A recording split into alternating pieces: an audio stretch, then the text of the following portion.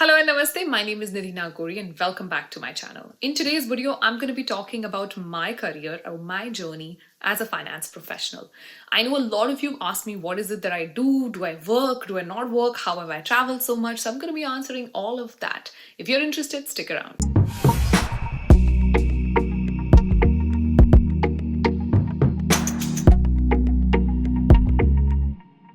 Alright, first things first, nobody's gonna calculate my age once I start talking about which year I did my education in. Well, that was a joke. I know you guys are going to do that. So up here on this side, I'm going to be putting a small chart of when is it that I started doing my education, when is it that I completed stuff, etc. So 2013, I think that's the important year to go by. That's when I completed my chartered accountancy in India itself. I started working with a big four in India.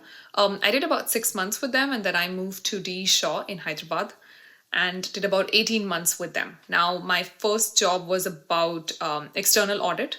I'd done my articleship in internal audit, so 3.5 years of internal audit, and I traveled extensively during my articleship. So I'd been to a lot of places, not just within Calcutta, which is where I'm from, but I'd also been to a lot of other cities. Like I'd been to Baroda, I'd been to Northeast, I'd been to Sambalpur, I'd gone a lot to Madhya Pradesh. So I traveled decently during my articleship and I did a lot of internal audit. Now, when I started working with KPMG, I started working in external audit. And I think it was a good experience in the sense that I learned a lot about Big Four and I got to meet some amazing people. Now, after 6 months, I moved to D. Shaw in Hyderabad. That was probably one of my best experiences ever because D.E. Shaw as an employer is extremely chill. For starters, they don't have a dress code.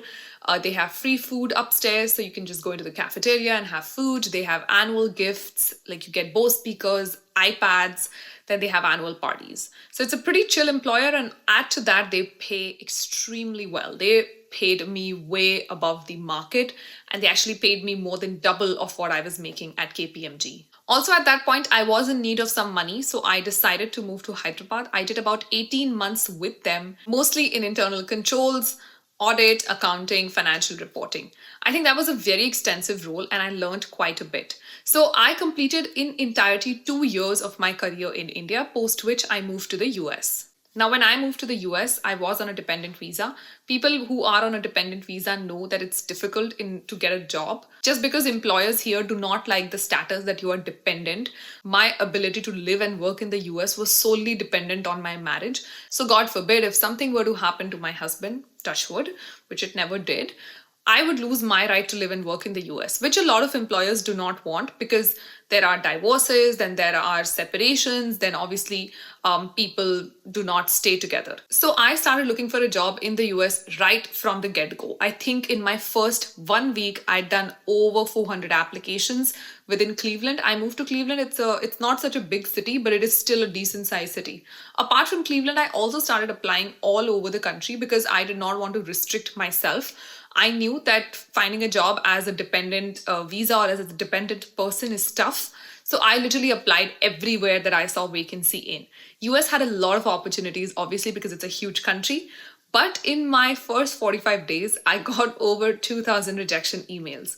I know this because I used to count the number of rejection emails. After 2000, I stopped counting.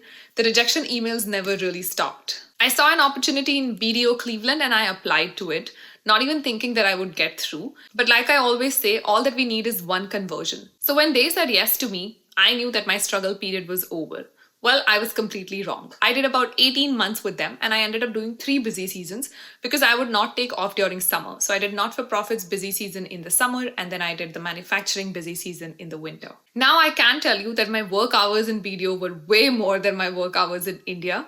I obviously loved working there because everybody was so bright and so informative and they were always willing to teach me. Now my disadvantage was that I had no idea about US GAAP and what I was doing and I was already a senior. So I had to do a lot of work up there. I was also studying a lot by myself. I was also reading a lot by myself and the work hours were hectic as well.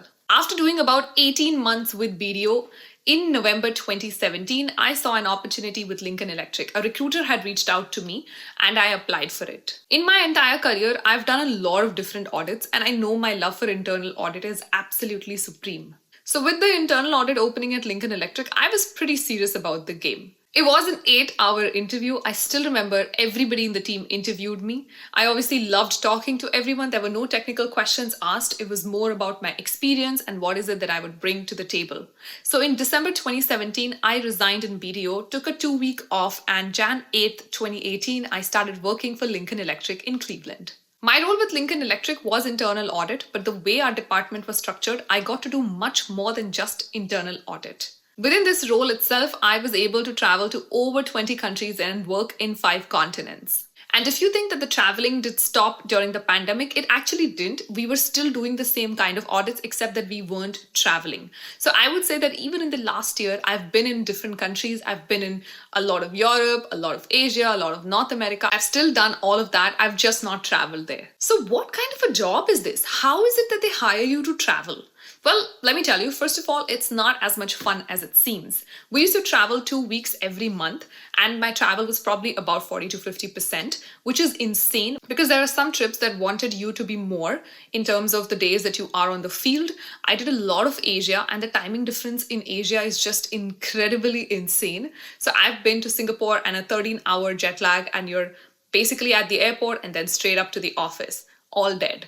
So I've done all of that. I've missed planes. I've come back to Cleveland just for 2 days to file a report and then head back to Asia again. I've done some insane traveling with them, and I really want to tell you that it is not easy. Why? One, because we're trying to do a lot of different kinds of projects. Now, you may think internal audit is just SOX, but that's not true.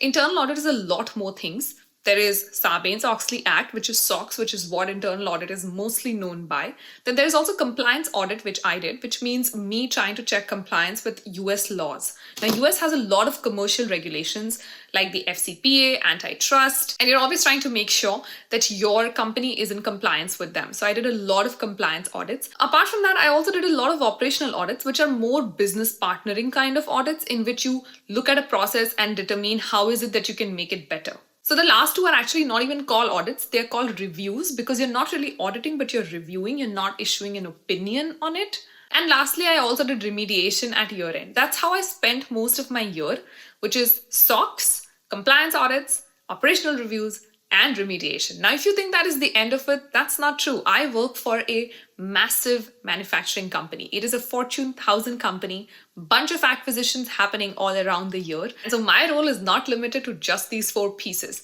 I'm also right now working on data analytics with them, which is extremely exciting. I've gotten to learn a lot more fun softwares, and I've been thinking of how is it that I can create queries and get some reports out and look at data a different way. So that's been fun. Apart from this, I've also been on a lot of interesting conversations. How is it that the company thinks about acquisitions? How is it that we look at acquisitions? How is it that we work with our treasury? A lot of fun things have also happened through the year. Also, because I have an Indian passport, I needed a visa to go to literally every country, which means that I would travel for 2.5 weeks and then come back and do my visa application because every country needs a visa. So every month I would either fly out to Chicago or New York for a day, get my visa done and come back. Just to do that visa paperwork, I had to spend 3 to 4 days additionally. Also, in all of that madness, my passport was out of pages and I once had to also apply for a passport. And all of this is not even part of the work. Now, if you're going to ask me in terms of hours, I wouldn't say the job demands a lot of hours. I'm blessed. I'm very fortunate to work in a company where work-life balance is a priority. But when we travel, there is a lot of work that needs to be done on the field itself. With jet lag, trying to get all of this work done, even if you're in Europe, it's a 6-hour jet lag. If you're in Asia, it's a 12, 13-hour jet lag, depending on where you are. And so that time difference does make everything very difficult. Do I think that as an Indian CA, you can do a job like this? Of course, I've been able to do it. I wasn't an Indian CA. I did my CPA after I came in. So I was able to do this job. If you're willing to learn, if you're willing to grow, and if you're willing to put in those extra hours, it is possible for you to get that job. Do I think that a lot of jobs like these exist? Well, in North America, I do see jobs like these because there are a lot more global companies here. But if you end up working for a global company in India or wherever you are from in any home country, then you can also find a job like that. That actually reminds me of a video that I had done with an Indian CA who basically did not even clear her CA in first attempt. I'm going to link it up somewhere here.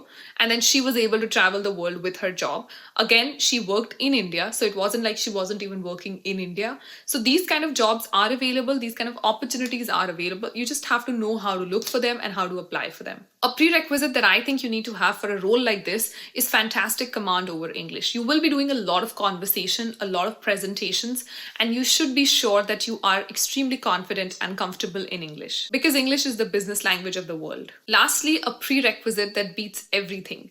You have to be committed to excellence. There should not be a single day in your work life where you've not given your 100%. At least I don't think so.